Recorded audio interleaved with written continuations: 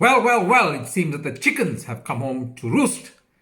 JICS, the Judicial Inspectorate for Correctional Services, basically an oversight independent body that investigates complaints against the correctional services. They investigated complaints by the 15 Phoenix accused of cruel, inhumane, and degrading treatment. In 2022, I met with the lead investigator, Mr. Murasid Mentor, the regional manager of JICS for the Northern Management Region, and have been following the investigation since then. The findings of the investigation was released in July 2022, yep, over a year ago. And the reason you didn't hear about it is simply because the same media who were ever willing to rant about Indian racism were not prepared to eat humble pie. The findings of the report are damning, to say the least. Only 3 of the 15 accused stood trial, and only 2 of those were convicted, and that for GBH, assault common, and attempted charges. The reason the majority walked free was simply because the charges were trumped up. They were the scapegoats for a public baying for blood. When the Phoenix accused were arrested, I was the only one who had the balls to speak out on their behalf. Let me reiterate that. The only one. My Facebook group, Justice for Phoenix Accused, was the only platform that was prepared to speak their truth. One of the reasons I'm in court is that my own people, my own Indian people, accused me of being a racist for speaking up for the Phoenix accused. But I stood my ground. Innocent until proven guilty. Innocent men, fathers, sons, grandfathers were ripped from their families and were incarcerated for more than 90 days without bail. Their lives and that of their families were forever changed. The JICS found that there was substance to complaints of rape, inhumane, and degrading treatment of the Phoenix accused. The annual report, which was presented to Parliament, confirmed that when the Phoenix accused were admitted to the Westville prison on the 23rd of August 2021, officials on duty degraded them, spat on them, and incited and instigated other inmates present that they were the people from Phoenix who killed the rioters. The JICS further found undue racial overtones from Westville officials.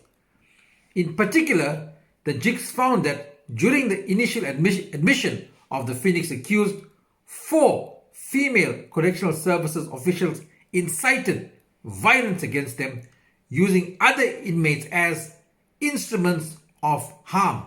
It was also found that a juvenile inmate was wrongfully placed with adults despite being indicated as a juvenile on the detention warrant. The juvenile was raped. Yes, raped in incarceration. Jitendra Jaikason sadly died in custody of a heart attack. The Phoenix accused alleged that lack of urgency from the officials may have hastened the inmate's death. The Department of Correctional Services has refuted the findings of the JICS. When I first heard of the JICS investigating, I was not necessarily thrilled. I mean, one department investigating another government department, what would be the outcome? Cover up. However, the Phoenix accused and the general public have a lot to be thankful, especially thankful for the lead investigator, Mr. Murasid Mentor. His investigation was thorough, without fear or favor. He was in search of the truth. Salute, Mr. Mentor. Now let's turn our attention to the media and their journalists. In July 2021, you were ripped into the belly of the Indian community, especially the good people of Phoenix. Racism, you screamed.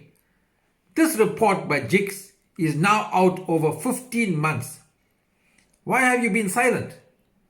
Indian lives matter as well, or do they? And why don't you do a report on the alleged racial tension in Phoenix? Why don't you report on the 0 racial crimes before the unrest and the zero racial crimes after the unrest? Why don't you report on that? Racism is the least of Phoenix problems. Why don't you report that Phoenix actually is the rainbow nation personified, a shining light for the rest of South Africa? Then you seem to have forgotten about the real perpetrators of the unrest, which led to nearly 2 million people losing their jobs and more than 50 billion rands wiped off the economy. When are you going to tackle them? Or is that too much work? Or is that not sensational enough? Your blatant prejudice reporting has harmed the Indian community and indeed Indo-African relations in KZN. Maybe try and focus on the immense value the Indian community brings, not only to KZN, but to the country as a whole. Maybe focus on the fact that in times of crisis, especially in informal settlements in KZN, it is the Indian community who are the first responders. But of course, you won't. And of course, we will continue to do what we have been doing for close on 170 years in this country. We continue on building our family, our community, our country.